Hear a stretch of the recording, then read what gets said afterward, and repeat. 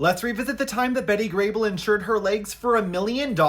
Because of this photo, Betty Grable was the #1 pinup girl during World War II, and her legs were considered a Hollywood landmark that inspired the creation of Playboy magazine. But before we dive into all of that, hi, I am John Joseph and I create content about your favorite old Hollywood stars, so let's talk about one of the brightest of them all, Betty Grable. See, Betty Grable was one of the biggest stars of Hollywood's golden age, starring in movies like Call Me Mr. and How to Marry a Millionaire. And she was so famous that in 1943, she was considered the biggest box office draw, beating out the likes of Clark Gable, Cary Grant, and even Bob Hope. Outside of her stunning beauty and incredible talent, she was also extremely well known for her beautiful legs. This may sound silly to most of you, but while most stars were immortalizing their handprints and footprints in front of the Chinese theater in Hollywood, Betty Grable immortalized one of her famous legs. During World War II, this photo of Betty was a must-have for GIs that were stationed all over the world. And I guess her legs were considered so iconic and important that 20th Century Fox actually had them insured by Lloyd's of London for $1 million, which I guess was a huge publicity stunt, and in reality they were only insured for about $250,000, which is still a lot of money for the 1940s. Betty Grable was making over $300,000 a year just from these legs, so they wanted to make sure that if something ever happened to them, she was covered. Fortunately for Betty, nothing ever happened to her iconic legs, and she actually retired from the film industry in 1955. Something that surprised me was finding out that Time magazine included this in a list of 100 photos that changed the world, and Playboy founder Hugh Hefner actually said that this photo inspired Playboy magazine.